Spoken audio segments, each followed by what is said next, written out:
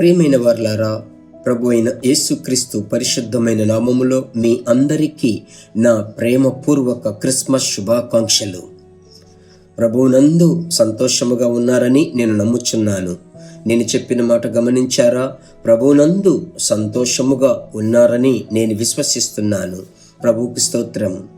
Christmas దినమందు క్రైస్తవులకు మాత్రమే కాదు, మనకు మాత్రమే కాదు, లోకములో ఉన్న అన్ని మతముల వారు జ్ఞాపకం చేసుకునే ఒక మహిమగల మహోన్నతమైన దినమే క్రిస్మస్ దినం.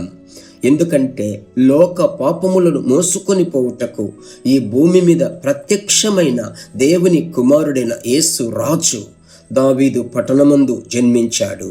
ఆమెన్. ప్రభువుకి స్తోత్రం. అందువల్లనే ఈ క్రిస్మస్ దినమందు అన్ని మతముల వారు, అన్ని తెగల వారు, అన్ని భాషలు మాట్లాడువారు, అన్ని రాజకీయ పార్టీల నాయకులు, అన్ని రాజకీయ పార్టీల ముఖ్యులు క్రిస్మస్ దినమును జరుపుకుంటూ ఆనందిస్తున్నారు.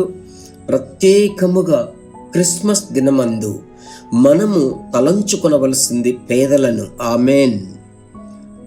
పండుగ శుభవార్త ప్రకటింపబడినప్పుడు అది ఏ గుంపునకు ప్రకటింపబడింది అని గమనిస్తే, లూకా వ్రాసిన సువార్తలో ప్రభు బిడ్డలారా 2వ అధ్యాయము, లూకా సువార్త 2వ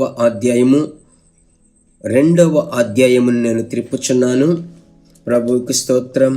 లూకా సువార్త 2వ అధ్యాయమును మనము గమనించినట్లయితే 10వ వచనములో, అయితే ఆ దూత భయపడకుడి, ఇదిగో ప్రజలందరికీ కలుగబోవు మహా సంతోషకరమైన సువర్తమానము నేను మీకు తెలియజేయుచున్నాను. దావీదు పట్టణమందు నేడు రక్షకుడు మీ కొరకు పుట్టియున్నాడు. ఈ సువార్త ఎవరికి ప్రకటింపబడింది?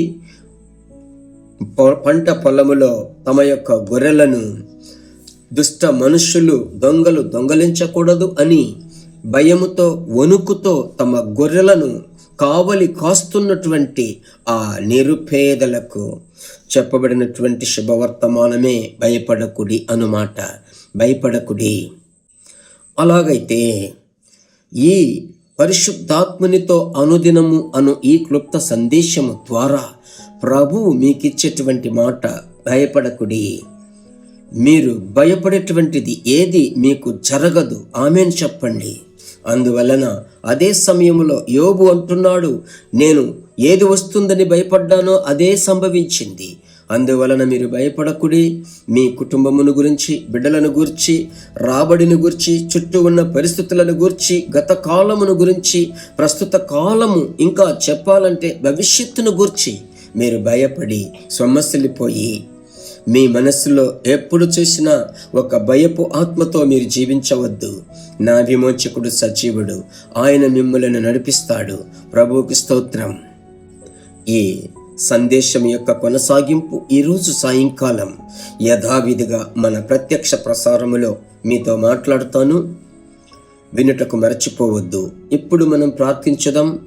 ప్రభు యొక్క నామం మహిమపరచబడును. మంచి తండ్రి, ఈ పరిశుద్ధాత్మనితో అనుదినము ఈ క్లుప్త సందేశము అనుదినము విని ప్రభునందు బలపడుచున్న నా ప్రియ సహోదరులు, సహోదరుల కొరకై స్తోత్రం. ఇంత మట్టుకు నడిపించిన దేవ, ఇక మీదట మీ బిడ్డలను నడిపించండి. శత్రువు యొక్క కన్నులకు, దుష్ట మనుషుల యొక్క కన్నులకు తప్పించి కాపాడండి. కృపా క్షేమములు మీ బిడ్డలను వెంబడించినట్లు ప్రార్థిస్తున్నాను.